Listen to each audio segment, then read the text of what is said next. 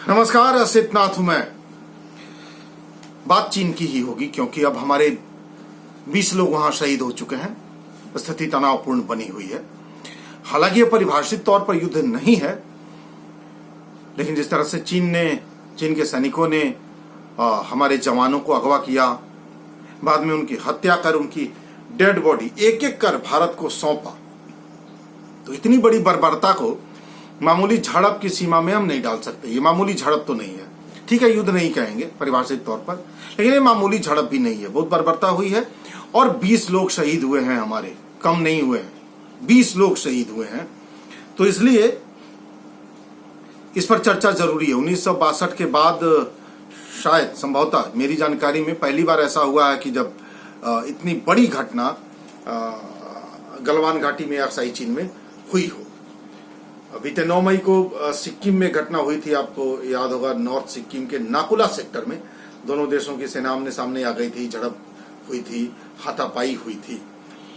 लेकिन यह घटना बड़ी हो गई और चीनी मीडिया ने इसके लिए भारत को जिम्मेदार बताया।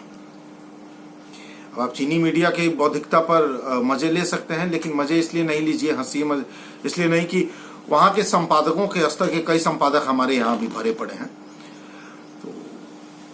हमारे यहाँ गोदी मीडिया में कई संपादक हैं ऐसे जो वहाँ के ग्लोबल टाइम्स के संपादक के मुकाबले कुछ ज्यादा ही अच्छे हैं, कम नहीं है। लेकिन तो ग्लोबल टाइम्स में जो एडिटोरियल पेज छप रहे हैं उसमें ये बताया जा रहा है कि भारत में कोरोना महामारी की वजह से अर्थव्यवस्था चौपट हो गई है और आर्थिक रूप से भारत तबाह हो गया है, और इस कमी को छुपाने के लिए, देश की जनता का ध्यान इस कमी से भटकाने के लिए भारत चीन के बॉर्डर पर तनाव पैदा कर रहा है और जनता का ध्यान उधर आकृष्ट करा रहा है ताकि जनता अर्थव्यवस्था से हुई तबाही की तरफ सोचना छोड़ दे। ऐसा मानना है ग्लोबल टाइम्स के वरिष्ठ पत्रकारों का, या कह सकते हैं उनके संपादक का। तो उनका ये कहना है कि भारत इसीलिए एलएसी पर तनाव पैदा कर रहा है। चाइना के जो ग्लोबल टाइम्स सरकारी अखबार है, वहां वैसे भी डेमोक्रेसी है नहीं, तो सरकारी अखबार हमारे यहाँ जैसे ज्यादातर न्यूज चैनल या अखबार आपको उसी तरह के दिखेंगे, सरकारी अखबार या चैनल्स की तरह, तो वहाँ एक ग्लोबल टाइम्स है, वो भी वैसा ही है। तो उनके संपादक की बौद्धिकता का मसला है, तो उन्होंने इसीलिए ये छापा है कि भाई कोरोना वायरस से भारत की अर्थव्यवस्था डूब चुकी है, बर्बाद हो गई है, और जनता का ध्यान उधर से भटकाने के लिए भारत चीन की सीमा पर तनाव पैदा कर रहा है। तो चीन के अखबार की बात कर ले, 2013-14 में चुमार में एक घटना हुई थी, आपको याद होगा, घात लगाकर चीन की सैनिकों ने वहां भी घुसपैठ की थी और भारतीय जवानों पर हमला किया था। तब तो भारत की अर्थव्यवस्था कमजोर नहीं थी ग्लोबल टाइम्स के संपादक जी। तब तो भारत की अर्थव्यवस्था इतनी मजबूत हो गई थी कि आपका देश आंखें फाड़े देख रहा था। तब क्यों चुमार में आपने तनाव पैदा किया था? तब उसको भी इससे जोड़ दीजिए, बता दीजिए कि भाई भारत को पता था कि 2020 में कोरोना आएगा, इसलिए 2013-14 में अपनी डूबती अर्थव्यवस्था से लोगों का ध्यान भटकाने के लिए चुमार में भारत ने तनाव पैदा कर दिया। राष्ट्रवाद का बुखार सुना है आपके देश में भी चढ़ा है, तो 1962 को भी जोड़ दीजिए। कोरोना वायरस की वजह से डूबती अर्थव्यवस्था से ध्यान भटकाने वाले अपने संपादकीय बुद्धि से आप जोड़ सकते हैं। आपके किस्म के संपादक हमारे देश में भी हैं। हमें कोई आश्चर्य नहीं होगा जब आप 1962 के युद्ध को भी जोड़ देंगे कोरोना महामारी से, तो हमें कोई आश्चर्य नहीं होगा। आपके किस्म के संपादक हमारे यहाँ हैं, हम देख रहे हैं, सुन रहे हैं, उन्हें भी लगातार। तो भारतीय मीडिया का हाल देखिए। देश के एक बड़े चैनल की एंकर ने अपने एक वरिष्ठ से सवाल पूछा, इसका बाकायदा प्रसारण हुआ, ये वीडियो वायरल हो रहा है। देश का सबसे बड़ा चैनल है, सबसे तेज चैनल टीआरपी के मामले में भी। ये वही एंकर है जो 2000 के नोट में चिप लेके घूम रही थी। तो इन्होंने इस पूरी स्थिति के लिए भारत की सेना को जिम्मेदार ठहरा दिया है। इन्होंने कहा कि भारत की सेना सो रही थी बॉर्डर पर, और चीन की सेना घुस आई अंदर तक और उसने भारत की जमीन पर कब्जा कर लिया। इसमें सरकार की कोई जिम्मेदारी नहीं है, बॉर्डर की हिफाजत की जिम्मेदारी सेना की है। सरकार तो मुस्तैदी से अपना काम कर रही है, सेना मुस्तैद नहीं थी, सेना सो गई, इसलिए चीन की सेना ने भारत की जमीन पर कब्जा कर लिया। ये देश के सबसे बड़े चैनल के एक एंकर का दावा है। आप अंदाजा लगाइए भारत की मीडिया में सरकार की चाटुकारिता किस हद तक घुस गई है और मीडिया का स्तर कितना नीचे गिर चुका है। सेना को लांछित करने वाले इस एंकर को, देश के सबसे बड़े इस एंकर को इतना तक नहीं पता है कि बॉर्डर पर, सीमा क्षेत्र में सेना की एक एक गतिविधि सरकार की अनुमति से होती है। मसलन सेना कहां तक गश्त लगाएगी सरकार तय करती है, गश्त की किस सीमा से आगे निगाह रखना है सरकार की अनुमति से होना है, किन परिस्थितियों में क्या कदम उठाना है सरकार की अनुमति से होना है। इतनी तक जानकारी नहीं है, लेकिन सेना को वो लांछित कर गई सरकार की चाटुकारिता के लिए। सिर्फ सरकार की चाटुकारिता में भारत की महान सेना को लांछित करने वाले इस पत्रकार को आप चाहे तो 100 तोपों की सलामी दे सकते हैं, दे सकते हो। देश के सबसे बड़े चैनल की पत्रकार हैं, अंदाजा लगाइए। 2017 में जो डोकलाम हुआ या 2013-14 में चुमार में जो झड़प हुई, उसमें भी सरकार ने बाद में दखल दी। हम कोई परमानेंट सॉल्यूशन नहीं खोज पाए, सरकार भी नहीं खोज पाई, लेकिन तत्काल उस विवाद को खत्म तो सरकार नहीं करवाया, और सरकार को ही करवाना चाहिए। ये सरकार का ही काम है ना, सारा काम सेना नहीं कर लेगी और करना भी उसे नहीं चाहिए। सरकार का काम सरकार करेगी और सरकार की जिम्मेदारी भी सरकार की है। इसलिए मौजूदा विवाद से जो हमारे 20 जवान शहीद हुए हैं, उससे सरकार को बाहर कर देना यह संभव नहीं है। यह सरकार की जिम्मेदारी बनती है और इसकी जिम्मेदारी सरकार को लेनी पड़ेगी। सेना बहादुरी से लड़ी तभी शहीद हुई। जो 20 जवान शहीद हुए ये उनकी बहादुरी का परिचायक है, और उनकी घुसपैठ को रोक रहे हैं ये सेना की बहादुरी का परिचायक है। हाँ, सरकार की भी इसमें अपनी भूमिका है और सरकार कर रही है, लेकिन बहुत दुख होता है जब ये देखा जाता है कि सरकार को अलग करके, सरकार, भारत की सरकार और भारत की सेना कोई अलग अलग चीजें नहीं है भाई, वो भारत के हैं, हम भारतीय हैं। इन एंकर्स को, इन पत्रकारों को यह समझना होगा कि भारत की सरकार, भारत की सेना, भारत के नागरिक, भारत सब एक हैं। चीन के साथ हुए विवाद में हम भारत की सेना को अलग करके और भारत की सरकार को अलग करके नहीं देख सकते। अगर आप ऐसा देख रहे हैं तो आपकी पत्रकारीय बुद्धि पर हमको तरस आती है। आप देश के सबसे बड़े चैनल में एंकर हैं मोहतरमा, लेकिन आपको रत्ती भर समझ नहीं है कि भारत की सेना, भारत की सरकार, भारत के नागरिकों को इस मुद्दे पर अलग अलग इकाई के तौर पर नहीं देखा जा सकता। यह भारत का मसला है। भारत का मसला का मतलब हुआ भारत के नागरिकों का मसला, भारत की सेना का मसला, भारत के किसानों का मसला, भारत के वकीलों का मसला, मतलब भारत के नागरिक में सब आ जाते हैं।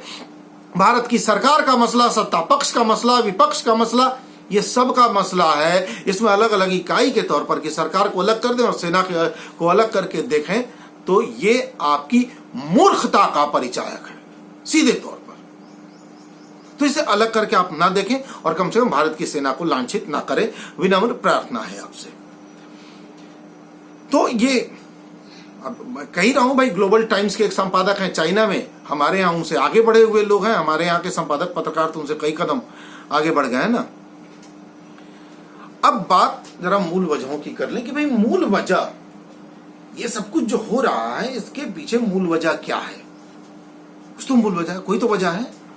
तो 2-4 बिंदुओं पर हम चर्चा करते हैं जो मेरी समझ में बात आती है, और आप और लोगों से भी बात कीजिए जो रक्षा विशेषज्ञ हैं, उनसे भी बात कीजिए तो बात समझ में आएगी कि भाई समस्या कूटनीतिक और राजनीतिक है। हमारे जो जवान शहीद हो रहे हैं चीन की सीमा पर, वो कूटनीतिक और राजनीतिक विफलता की वजह से हो रहे हैं। ये गर्व का विषय नहीं है कि राजनीतिक और कूटनीतिक विफलता की वजह से हमारे जवान जान गंवा रहे हैं और हम कहेंगे शहादत पर हमें गर्व है। शहादत पर गर्व है, लेकिन इस शहादत पर गर्व का मतलब है कि जब स्पष्ट बॉर्डर लाइन हो और तब कोई उस पर हमला कर दे और उसकी रक्षा के लिए हमारे जवान शहीद हो रहे हैं, खूब गर्व कीजिए। लेकिन राजनीतिक और कूटनीतिक विफलता की वजह से हमारे जवान मारे जा रहे हो तो हमें अपनी सरकारों से सवाल पूछना चाहिए कि आपकी राजनीतिक और कूटनीतिक नासमझी कब तक बनी रहेगी और कब तक आपकी इस विफलता की वजह से हमारे जवान जान गंवाते रहेंगे, कब तक, ये हमें पूछना चाहिए। बॉर्डर लाइन नहीं है, क्यों नहीं है? ठोस प्रयास क्यों नहीं होते? विवाद तो इसी बात को लेकर है ना कि भारत और चीन के बीच स्पष्ट बॉर्डर लाइन नहीं है, लाइन ऑफ एक्चुअल कंट्रोल है जो विवादित है। मैकमोहन रेखा का नाम भी आपने सुना होगा, तो एक विवादित मसला है लाइन ऑफ एक्चुअल कंट्रोल। जाहिर सी बात है कि भाई इसी वजह से तमाम झड़पें होती हैं। संभव है यही झड़पें किसी दिन युद्ध में तब्दील हो जाए। हालांकि अब 1962 जैसी स्थितियां नहीं है, स्थितियां बिल्कुल अलग होंगी युद्ध में, लेकिन हम स्थितियां ऐसी आने क्यों दें? हम स्पष्ट बॉर्डर लाइन की तरफ प्रयास क्यों नहीं करते? हमारा राजनीतिक प्रयास या कूटनीतिक प्रयास उस दिशा में क्यों नहीं होता? क्यों नहीं होता? हमारे जो पड़ोसी देश हैं उनमें जो दो बड़े पड़ोसी देशों चीन और पाकिस्तान है, और दुर्भाग्य से इन दोनों से हमारा विवाद सिर्फ इसलिए है कि इन दोनों के बीच हमारी कोई स्पष्ट सीमा रेखा नहीं है, बॉर्डर लाइन नहीं है। कश्मीर का विवाद अपनी जगह पे और पूरी चीन का विवाद अपनी जगह पे है, बॉर्डर ही नहीं है। तो एक बॉर्डर होना तो चाहिए दो देशों के बीच। Line of control, line of actual control कब तक चलेगा? कूटनीतिक प्रयास, राजनीतिक प्रयास क्यों नहीं हो रहे हैं? कब तक हमारे जवान इस कूटनीतिक राजनीतिक विफलता की कीमत चुकाएंगे अपनी जान देकर? कब तक? नेहरू जी, राजीव गांधी और अटल बिहारी वाजपेयी, इन तीन प्रधानमंत्रियों ने अपने दौर में ठोस प्रयास किए इसके लिए। ठीक है, सफलता नहीं मिली, कई अड़चनें बीच में आई, फिर उनका दौर खत्म हुआ, लेकिन दुर्भाग्य से उनकी बात की सरकारों ने कोई ठोस प्रयास नहीं किया भारत और चीन के बीच स्पष्ट बॉर्डर लाइन के लिए। ये मूल समस्या है, इससे मत भागिए, इससे मत भागिए। इसलिए जरूरी है कि राजनीतिक और कूटनीतिक प्रयास प्रधानमंत्री, प्रधान चौकीदार नरेंद्र मोदी जी करें। उनसे ये अपील, उनसे ये अपेक्षा इसलिए है क्योंकि चीन के राष्ट्रपति उनके मित्र हैं, ऐसा उनका दावा है, और उनके मित्र की सेना भारतीय सेना को मार रही है। उनके मित्र की सेना भारत में घुसकर अवैध कब्जे कर रही है, भारतीय भूभाग पर तंबू डाल रही है और बंकर बना रही है। इसलिए प्रधान चौकीदार जी से अनुरोध है, अपेक्षा की जानी चाहिए कि भाई आप अपने मित्र चीन के राष्ट्रपति, जिन्हें आप झूला झुलाते हैं या जिनसे मिलने आप बार बार चीन जाते हैं, 5 बार प्रधानमंत्री रहते हुए आप चीन जा चुके हैं, तो उनसे मिल बैठ के अस्थायी समाधान की दिशा में पहल कीजिए। आपके मित्र हैं, संभव है कि एक संयोग बने और स्पष्ट बॉर्डर लाइन हो जाए और इस विवाद का अस्थायी समाधान मिल जाए। तो इस विवाद के अस्थायी समाधान के लिए प्रधान चौकीदार जी को प्रयास करने चाहिए, जो कि वो नहीं कर रहे। ऐसा करते हुए कभी नहीं दिखे। अपने मित्र को बुलाया भी, अपने मित्र से मिलने भी गए, अपने मित्र को बुलाकर झूला भी झुलाया, लेकिन क्लियर बॉर्डर लाइन के लिए कोई स्पष्ट बातचीत नहीं हुई। सिर्फ व्यापारिक समझौते, सिर्फ बिजनेस करना ही सरकार का काम रह गया है। तो इन मुद्दों को कौन सुलझाएगा? और इनकी राजनीतिक और कूटनीतिक विफलता की कीमत हमारे बहादुर जवान चुकाएंगे, और हमारे देश के महान पत्रकार सेना और सरकार को अलग अलग इकाई के तौर पर इस मौके पर प्रस्तुत कर देंगे और कह देंगे कि सेना सो रही थी। हो गया काम। ये राष्ट्रवाद का बुखार है जो चाइना में भी है और यहां भी है। तो ये है मूल वजह। विवाद की दूसरी वजह क्या है? विवाद की जो दूसरी वजह है वो है भारत की एलएसी तक मजबूत पहुंच। चीन की पहुंच बहुत पहले तक है। चीन ने अपना infrastructure line of actual control तक काफी मजबूत कर लिया है। बहुत पहले से अपनी मजबूत पहुंच उसने बना रखी है। भारत ने भी ये प्रयास शुरू किए। अटल बिहारी वाजपेयी जी की सरकार में प्रयास शिथिल थे, प्रयास तब भी हो रहे थे। डॉक्टर मनमोहन सिंह की सरकार में प्रयास ने जोर पकड़ा और काफी तेजी से उस दिशा में काम हुआ। और अच्छा ये रहा कि जब नरेंद्र मोदी प्रधानमंत्री बने तो इन्होंने भी डॉक्टर मनमोहन सिंह की सरकार की तर्ज पर उस काम में पूरी ताकत झोंकी और पूरी तेजी लाई और काम को काफी आगे बढ़ा दिया। सड़कें बन रही हैं, बाकी चीजें ही बन रही हैं, इंफ्रास्ट्रक्चर हमारा विकसित हो रहा है। तो चीन इससे घबराया हुआ है। चीन ने क्या किया है? हमारे पड़ोसी देशों को आर्थिक उपनिवेश के तौर पर तब्दील करना शुरू किया है। पाकिस्तान को लगभग वो आर्थिक गुलाम बना चुका है एक उपनिवेश के तौर पर। नेपाल के साथ वो यही करना चाह रहा है, बाकी कुछ देशों के साथ भी वो यही करना चाह रहा है। तो चीन को इस बात का डर है कि लाइन ऑफ एक्चुअल कंट्रोल तक अगर भारत की पहुंच मजबूत हो गई तो 1962 का इतिहास दोहराने नहीं देगा, उस इतिहास को पलटने की क्षमता विकसित कर लेगा। चीन से डर रहा है, इसलिए जब हमारी ये सड़कें बन रही है, हमारा इंफ्रास्ट्रक्चर तैयार हो रहा है, तो चीन को इससे परेशानी है और वो डिस्टर्ब करना चाहता है। और एक बड़ी वजह ये हो सकती है मौजूदा विवाद की कि वो इसके जरिए उस काम को रोकना चाहे या प्रभावित करना चाहे। तीसरी वजह है लद्दाख का नक्शा। हाल के दिनों में हमने जम्मू और कश्मीर को अलग अलग राज्यों में बांटा और एक नया राज्य बनाया लद्दाख। ये हमारा आंतरिक मामला है। चीन को आपत्ति हो गई। चीन का कहना है कि जो अलग राज्य लद्दाख है उसमें जो अक्साई चीन वाला इलाका है वो तो हमारा है। चीन ये झूठ लंबे अरसे से बोल रहा है। पूरी दुनिया जानती है कि चीन का ये दावा सफेद झूठ है, सफेद झूठ है। लेकिन लद्दाख के नए नक्शे पर उसे कड़ी आपत्ति है और वो बौखलाया हुआ है। लद्दाख का नया नक्शा आने के बाद अक्साई चीन पर वो दावा बार बार कर रहा है और उस अक्साई चीन को वो पूरी तरह से हड़पना चाहता है। काफी हद तक इस बार उसने उसमें सफलता हासिल की है, लेकिन हम छोड़ने वाले नहीं है। ये क्षणिक सफलता है उसकी, ये चीन भी जानता है। इसलिए बार बार मैं कह रहा हूं कि क्लियर कट बॉर्डर लाइन ही एकमात्र समाधान है इस समस्या का, और इस दिशा में प्रधान चौकीदार जी को पहल करनी चाहिए, क्योंकि प्रधान चौकीदार जी का दावा है कि चीन के राष्ट्रपति उनके मित्र हैं। अपने उस मित्र से मिलने भी प्रधान चौकीदार जी बार बार जाते हैं और उस मित्र को बुलाते भी हैं, झूला भी झुलाते हैं। तो संभव है कि इनकी पहल से अस्थायी समाधान हो जाए। तो इस दिशा में इनको कोशिश करनी चाहिए। अब इस नक्शे को लेकर और एक जो ये तो तमाम पुरानी वजहें हैं अब तक जो हमने जिक्र किया, अब जो सबसे महत्वपूर्ण है इस वजह को भी समझ लीजिए। भारत चीन के लिए बहुत बड़ा बाजार है। आप अपने घर में देख लीजिए, आपके घर में मेड इन चाइना कई सारी चीजें मिल जाएंगी, कई सारी चीजें। मामूली 5 रुपए का, 10 रुपए का, 20 रुपए का बच्चे का खिलौना 5, 10, 20 रुपए वाला भी चाइना से आता है। आप इसी से अंदाजा लगा लीजिए। सिर्फ दिया झालर तक और मोबाइल तक मत रुकिए। 5-10 रुपए की चीजें आपके घर में भी होंगी, वो चीन की होंगी। 50-60 हजार की, 1.5 लाख की, 5 लाख की चीजें भी मेड इन चाइना हो सकती हैं। आप अपने घर में देखिए। तो बहुत बड़ा बाजार है भारत। तो चीन भारत में व्यापार भी करता है, निर्यात भी करता है, निवेश भी करता है। निवेश भी बड़े पैमाने पर करता है, निर्यात भी करता है, व्यापार भी करता है।